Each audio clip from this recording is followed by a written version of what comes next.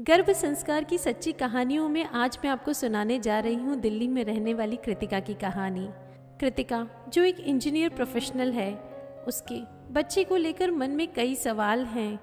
कैसे वो अपनी उलझन को सुलझाती है, कैसे वह पाती है कि क्या बच्चे सच में इतने शांत, इतने हैप्पी भी हो सकते हैं, कैसे वह अपनी गर्भ संस्कार की जर्नी को पूरा करती है। आइए आज आपको वही उसकी सच्ची कथा सुनाती हूँ। कृतिका जो दिल्ली में रहने वाली एक वर्किंग प्रोफेशनल है, वो और उसके हस्बैंड अपने काम में व्यस्त रहते और खुश रहते। कभी अपने दोस्तों और रिश्तेदारों से मिलते भी तो वहाँ उनके बच्चों को देखकर उनके मन में कई सवाल रहते। उन्हें लगता कि आजकल के बच्चे इतने ज़्यादा ज़िद्दी और गुस्से वाले क्यों होते हैं। बार बार सोचते, क्या सच में माता पिता संतान के बाद अधिक प्रसन्न होते हैं।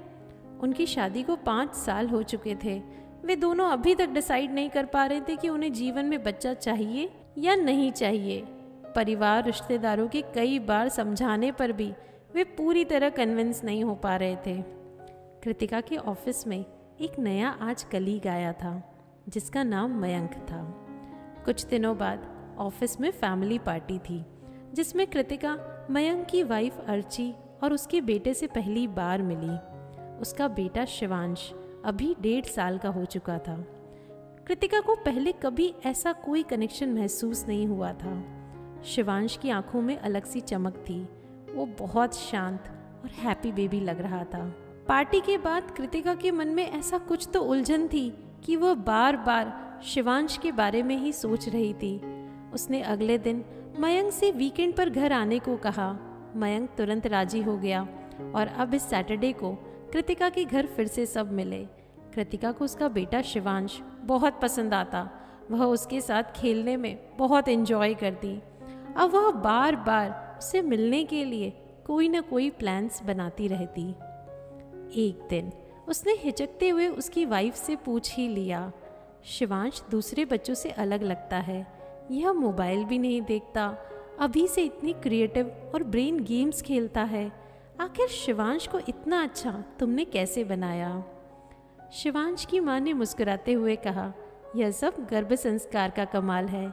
मैंने उसे गर्भ में ही अच्छे संस्कार दिए थे।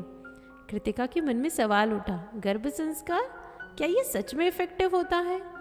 उस रात वह घर आई, अपने पति विशाल से बोली, मैं चाहती हूँ कि हमारा बच्चा भी ऐसा ही हो, समझदार, शांत और खुश। कृतिका ने अगले दिन से गर्भ संस्कार के बारे में जानना शुरू किया। उसने इंटरनेट खंगाला, आर्ची से सलाह ली, अपनी माँ से बात की। आर्ची ने उसे समझाया, गर्भ संस्कार यानी सिर्फ तेज बुद्धि वाली संतान नहीं, बल्कि गर्भ में बच्चे को वह संस्कार देना जो उसके साथ जीवन भर रहे। जीवन के प्रति सकारात्मकता, आत्मविश्वास, श्रद्धा, प्राणी मात्र से प्यार, यह सब कुछ उसने गर्भ संस्कार के माध्यम से सीखा और वही सारे भाव आज वह अपनी संतान में देखती है। कृतिका को यह बातें जादुई लगी। वह जानना चाहती थी कि क्या यह सच में काम करता है। उसने आज अपनी डॉक्टर से भी बात किया। डॉक्टर ने उसे समझाया, हाँ, अब यह कोई अंधविश्वास नहीं है। आज का साइंस भी कहता है गर्भ में बच्चे का दिमाग 7वें हफ्ते से ही विकास करना शुरू कर देता है। वह माँ की आवाज़ को पूरी तरह सुन भी पाता है, महसूस भी कर पाता है। उसका मूड, उसका खान पान, सब कुछ बच्चे पर असर डालता है। श्रेया ने आगे समझाया, जब माँ तनाव में होती है तो बच्चे में कॉर्टिसोल नामक हार्मोन बढ़ता है जो उसके विकास को नुकसान पहुँचाता है। लेकिन जब माँ शांत रहती है, गाने गाती है, अच्छा सोचती है, तो बच्चे का दिमाग सकारात्मक तरीके से बढ़ता है। कृतिका को अब यकीन हो गया कि गर्भ संस्कार में दम तो है। उसने सोचा, अगर मैं अपने बच्चे को अभी से अच्छे संस्कार दूंगी तो उसका भविष्य भी अच्छा होगा। कृतिका ने बिना दूसरा विचार किए अर्ची के बताए अनुसार भारत संस्कारों की जननी गर्भ संस्कार क्लासेस को ही ज्वाइन कर लिया। और सिर्फ ज्वाइन ही नहीं किया, बल्कि वहाँ की बताई चीज़ों को उसने अपने जीवन का हिस्सा भी बनाया। वह सुबह जल्दी उठती, डायरी राइटिंग करती, भगवान के आगे दिया जलाती, ओम का जाप करती। उसे लगता कि यह सारी आवाज़ उसके बच्चे तक पहुंच रही है। वह अपने बच्चे से संवाद करती, उसे शास्त्रीय संगीत सुनाती। अब तो उसकी एलेक्सा भी ट्रेन हो गई थी कि कब कौन सा प्लेलिस्ट बजाना है, उसे सब कुछ पता था।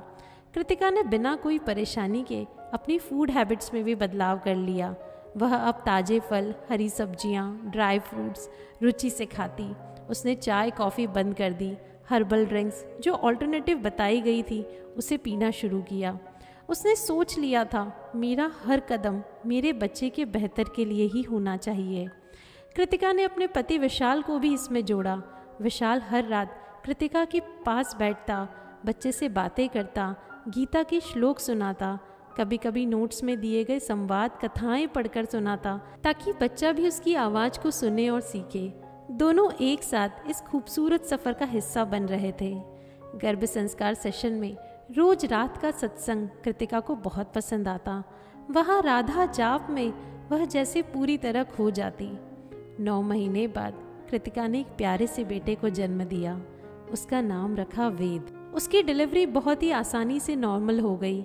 यह कृतिका के लिए बिल्कुल अनएक्सपेक्टेड था। उसे लगा कि इंजेक्शन से डरने वाली लड़की कैसे इतना पेन सहन करके नॉर्मल डिलीवरी कर पाई। कृतिका की आंखों में आंसू थे। उसे लगा कि उसका गर्भ संस्कार रंग लाया है। उसका पूरा परिवार बहुत खुश था।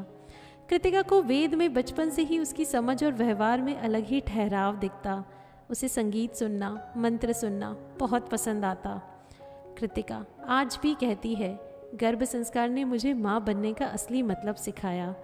कृतिका भी अब गर्भ संस्कार ग्रुप का अभिन्न हिस्सा बन चुकी थी। इस प्रकार यह कृतिका की गर्भ संस्कार कहानी है। वास्तव में गर्भ संस्कार कोई परंपरा नहीं है, बल्कि माँ और बच्चे के बीच का वह पवित्र बंधन है जो जिंदगी भर के लिए उन्हें अधिक गहराई से जोड़ देता है। अगर आप या आपके परिवार में भी कोई गर्भवती महिला है तो गर्भ संस्कार को ज़रूर अपनाएं। यह आपके बच्चे के लिए सबसे अनमोल उपहार होगा।